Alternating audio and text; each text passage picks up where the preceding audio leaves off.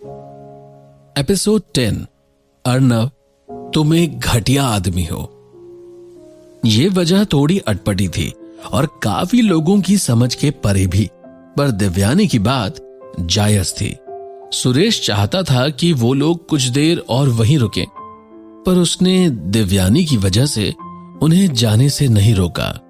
उसने आशिमा की तरफ देखा। वो पूरी तरह से नशे की हालत में थी। सुरेश ने कहा, चलो कोई बात नहीं, हम फिर कभी साथ पी लेंगे। और मन ही मन सोचा कि बस ये लड़की अगली बार ना आ जाए, ये मेरे रास्ते का सबसे बड़ा कांटा है। सालों पहले आशिमा ने हाई स्कूल की फेयरवेल पार्टी में वाइन पी थी। उसके बाद आज उसने इतनी वाइन पी है, ये उसकी जिंदगी की सबसे ज्यादा वाइन थी जो उसने अब तक ली थी। अर्नव ने उसे अपने हाथों से सहारा दिया और साथ साथ लेक्चर भी देता रहा। उसने आशिमा से कहा, जब तुम्हें पता है कि तुम ज्यादा शराब नहीं पीती हो तो तुम्हें क्या जरूरत थी जिद में आकर पूरी वाइन एक बार में पीने की? आखिर तुम इतनी जिद्दी क्यों हो? जबकि अर्नव आशिमा को इस हाल में देखकर मन ही मन बहुत खुश था। यह सुनकर आशिमा चलते चलते रुक गई और अपना सर उठाकर वो अर्नव को गुस्से से घूरने लगी थी। उसने कहा, मिस्टर अर्नव सिंह, अपनी सार्कास्टिक बातें करना बंद करो। तुम्हें अच्छे से पता है कि मैं शराब नहीं पीती हूं, तब भी तुमने मुझे मजबूर किया वाइन पीने के लिए। तुम एक घटिया आदमी हो जो किसी भी सिचुएशन से निकलने के लिए हमेशा मेरा इस्तेमाल करता है। अर्नव ने कहा, सेक्रेटरीज का फर्ज है ऐसे वक्त में अपने बॉस की मदद करना। आशिमा अर्नव के करीब आई और उसे देखने लगी। वो अपना मुंह खोलने ही वाली थी कुछ कहने के लिए कि तभी उसने डकार ले ली।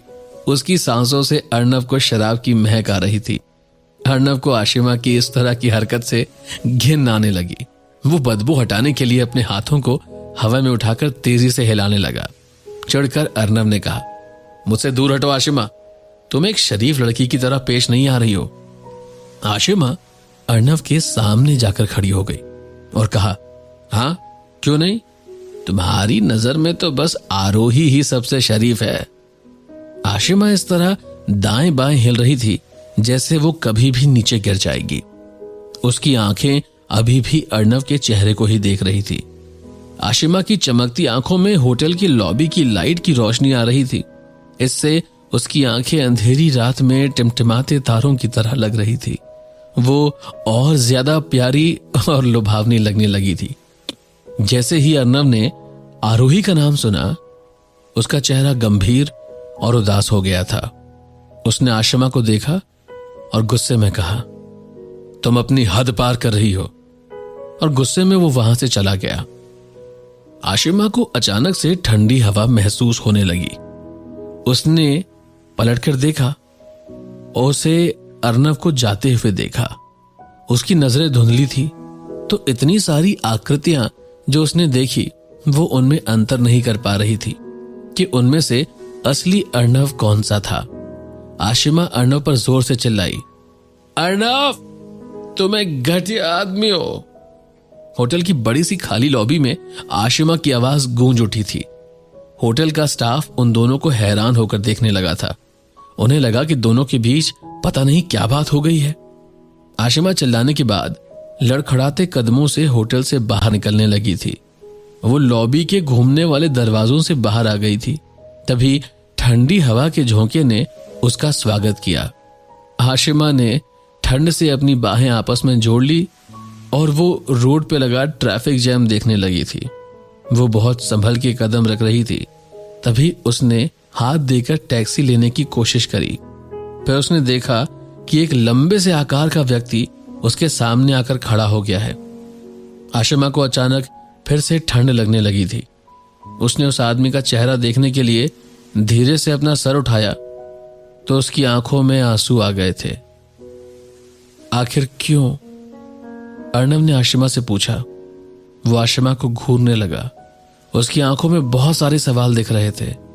उसने आगे पूछा, जब भी तुम शराब पी लेती हो तुम क्यों हमेशा मेरी गलतियां गिनाने लगती हो? क्यों तुम मुझे हमेशा ऐसे देखती हो और मुझे घटिया बोलती हो? जब वो बच्चे थे, दोनों एक दूसरे को देखना भी बर्दाश्त नहीं कर सकते थे और एक दूसरे का बहुत मजाक उड़ाते थे। अर्णव बात बात पर आशिमा को छेड़ता था और उसके बहुत मजे ले लेता था। अर्णव आशिमा को हमेशा ही ऐसी सोशल गैदरिंग्स में शराब पिलाता था और उसे नशे की हालत में ऐसे देखकर अर्णव को बहुत मजा आता था। पर इस बार क्या हुआ? क्या कुछ अलग हुआ? क्या अर्णव ने आशिमा को उसके घर तक छोड़ा, या उसे पहले ही शराब के नशे में आशिमा ने अर्णव से शायद कुछ ऐसा कह दिया जो वो सोबर होते हुए नहीं कह सकती थी? क्या हुआ, जानने के लिए आपको इंतजार करना होगा अगले एपिसोड का। मेरे जाने विकास के साथ सुनते रहें पॉकेट एफएम पर ये कहानियां। Hello, this is episode 11। तुमने उसे जाने क्यों दिया? बस एक ग्लास शराब पीने की देरी रहती है, फिर तो जैसे वो कोई और ही इंसान हो। वो अक्सर अर्णव को घटिया आदमी या मैल का टुकड़ा ही बोला करती थी। आशिमा ने अर्णव से कहा, मिस्टर अर्णव, क्योंकि तुम्हें मुझसे आरोही का नाम सुनना पसंद नहीं है, तो मेरे पास कुछ है जो मुझे बोलना चाहिए। और इतना कहने के बाद आशिमा अपने दोनों हाथ जंगलियों की तरह ऊपर हवा में लहराने लगी और कहने लगी, आरोही, आरोही, आरोही। उसके चेहरे पर बहुत खिली हुई मुस्कान थी और वो बार बार आरोही का नाम लिए जा रही थी। उसने अर्णव की तरफ देखा और एक भद्दी सी हंसी हंसने लगी। फिर उसने कहा कि इससे कोई मतलब नहीं कि तुम दिखने में कितने ही अट्रैक्टिव क्यों न लगते हो। आखिर मैं आरोही तुम्हें तब भी छोड़कर चली गई थी जब से मैं तुम्हें जानती हूं। कोई और बात मुझे इतनी तसल्ली या खुशी नहीं देती जितनी खुशी मुझे इस बात से मिलती है। आशिमा ने फिर अपने दोनों हाथ ऊपर हवा में उठाए और अपने फेवरेट गाने की धुन गुनगुनाते हुए खुशी से गोल गोल झूमने लगी। अर्णव के चेहरे के भाव बहुत गुस्से वाले हो गए थे। उस वक्त उसे ऐसा लग रहा था कि बस गला दबा दे आशिमा का। ये तब से उससे पंगे लेते आ रही है जब से ये दोनों बच्चे थे। आशिमा अभी भी खुशी से झूम ही रही थी। अर्णव ने अपना हाथ आगे बढ़ाया और उसकी कलाई से उसे पकड़कर उसे अपने पास खींच लिया। वो उसे गुस्से में घूरने लगा और कहा, आशिमा, तुम्हारे पास खुशी मनाने की कोई वजह नहीं है, क्योंकि तुम्हें भी अमन ने छोड़ ही दिया था। अर्णव ने अपनी बात खत्म करी और उसका हाथ अपने से दूर झटक दिया।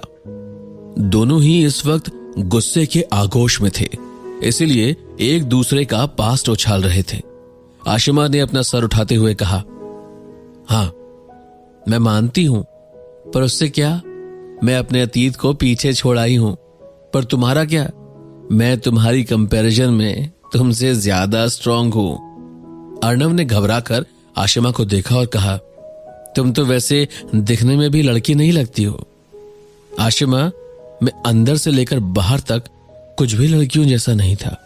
आशिमा बेशक एक शेरनी की तरह खूंखार जरूर थी और अक्सर लड़ाई सुलझाने के लिए शब्दों से ज्यादा वो मारपीट का सहारा लेती थी, पर वो इतनी भी बेशरम नहीं हो सकती थी कि वो इस बात को प्रूव करे कि वो एक लड़की है। आशिमा ने टॉन्ट करते हुए अर्णव से कहा, जाहिर है तुमने कभी ध्यान ही नहीं दिया, क्योंकि तुम्हारी नजर में तो बस आरोही का ही अस्तित्व है, उसके अलावा बाकी हम सब तो बेकार ही हैं, है ना? आशिमा को अचानक ऐसा मालूम हुआ कि वो अपनी भावनाओं का कंट्रोल खो चुकी थी। उसने कुछ एक्सप्लेन करना जरूरी नहीं समझा और वहां से निकल जाने में ही अपनी भलाई समझी। उसको जाता देख पीछे से अर्णव ने चिल्लाते हुए अपना जवाब दिया, हाँ, तुम सही कह रही हो, पसंद करता हूं मैं आरोही को, तो तुम्हें इससे क्या? आशिमा ने चलते हुए कहा, तो तुम्हें उसका ध्यान रखना चाहिए था, उसे लाड प्यार से रखना चाहिए था, तुमने उसे क्यों जाने दिया? आशिमा की पीठ अभी भी अर्णव की तरफ थी। वो बोलती रही पर पीछे नहीं मुड़ी। अगर मैं तुम्हारी जगह होती तो उसे कभी ना भूलती, मैं धरती के चारों कोने एक कर देती उसे ढूंढने के लिए। आशिमा और अर्णव आदी थे एक दूसरे की कमजोरियों को चोटिल करने में। उन्हें मजा आता था जख्मों पर नमक छिड़कने में। अर्णव ने सुन लिया था जो आशिमा ने बोला, पर वो बस खामोश खड़ा रहा वहां। अर्णव को खुद पे गुस्सा आ रहा था। वो सोचने लगा कि उसने आरोही को खुद से दूर क्यों जाने दिया। वो उन लोगों को भी अपने पास नहीं रोक पाया जिन्हें वो बहुत पसंद करता था। अर्णव आशिमा की कही ये बात दोहराने लगा कि अगर मैं तुम होती तो उसे कभी ना भूलती। मैं धरती के चारों कोने कर देती उसे ढूंढने के लिए। तभी उसकी नजरें घूमी और उसने आशिमा की आकृति देखी और सोचा कि वास्तव में आरोही की तुलना इस बुद्धू लड़की से नहीं की जा सकती। ये तो बहाव के साथ जा सकती है। आखिरकार हफ्ते का अंत आ गया था। आशिमा ने ग्रे और वाइट कलर की जैकेट पहनने का मन बनाया। और फिर क्या हुआ जानेंगे अगले एपिसोड में। वो जानने के लिए बने रहिए पॉकेट एफएम पर मेरे यानी विकास के साथ। हेलो, आप सुन रहे हैं एपिसोड 12 मेरे यानी विकास के साथ। आप मेरी बहुत चिंता करती हैं। आखिरकार हफ्ते का अंत आ गया था। आशिमा ने ग्रे और वाइट कलर की जैकेट पहनने का मन बनाया। आशिमा की जैकेट पर पूमा का लोगो बना हुआ था। उसने उस जैकेट के साथ डार्क ब्लू कलर की जीन्स, पिंक कलर के शूज और साथ में अपने ब्लैक फ्रेम के चश्मे पहन रखे थे। वो रोजमर्रा के जैसे पोनीटेल बनाती है, उसने वैसी ही पोनीटेल भी बनाई हुई थी।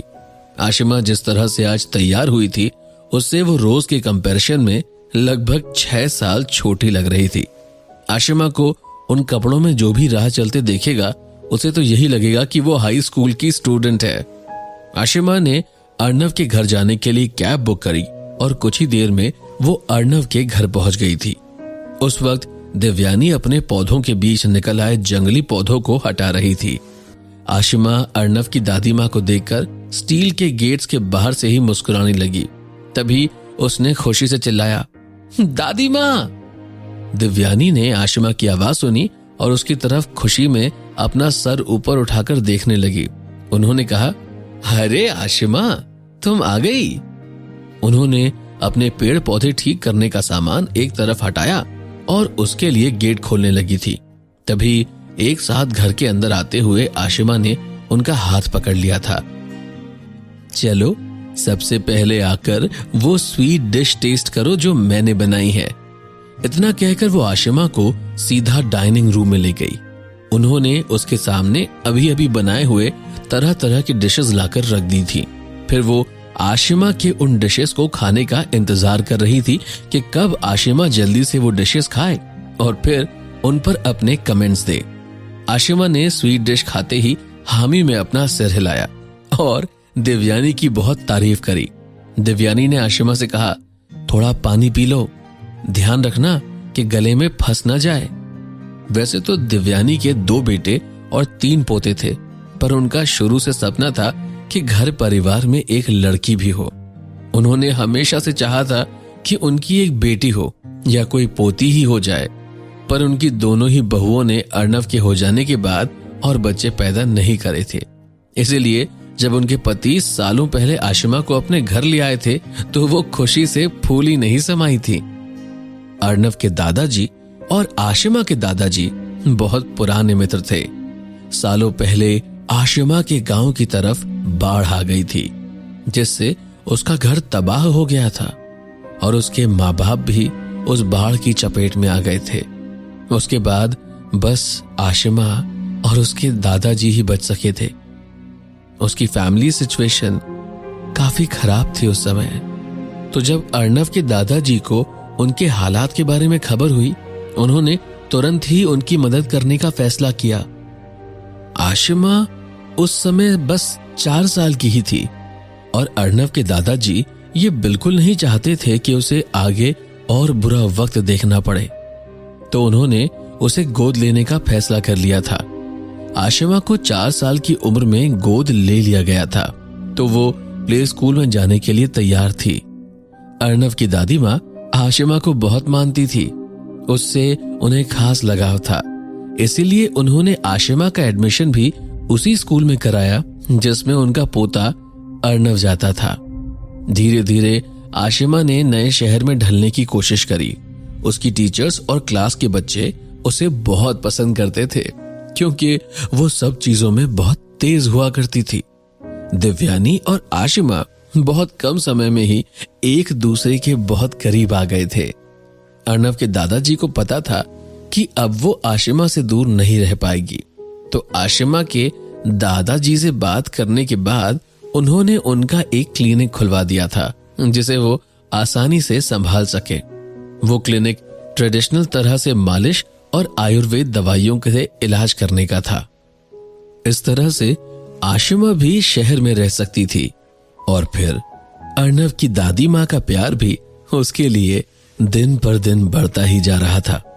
उन्होंने उसके लिए सबसे अच्छे स्कूल्स चूज करे थे और आशिमा ने भी उनका सर कभी झुकने नहीं दिया था।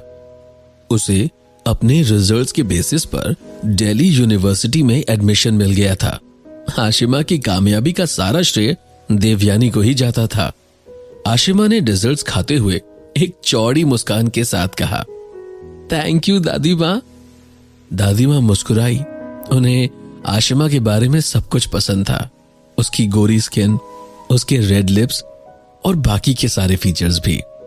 आशिमा को तो अब खातिरदारी की आदत हो गई थी।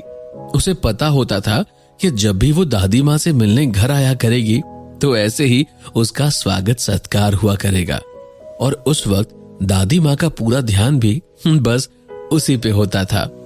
दिव्यानी ने आशिमा से पूछा, आशिमा, तुम्हारे दादाजी से मेरी बात हुए बहुत समय हो गया है, आजकल क्या कर रहे हैं वो? आशिमा मुस्कुराई और कहा, वो आयुर्वेदिक दवाइयों पर रिसर्च कर रहे हैं, इसीलिए वो बहुत बिजी रहते हैं। वो खुद को पीएचडी स्कॉलर की तरह समझते हैं। फिर क्या हुआ और क्या घर में अर्णव से आशिमा की मुलाकात हुई, जानेंगे अगले एपिसोड में। सुनते रहें पॉकेट एफएम पर मुझे यानी विकास को।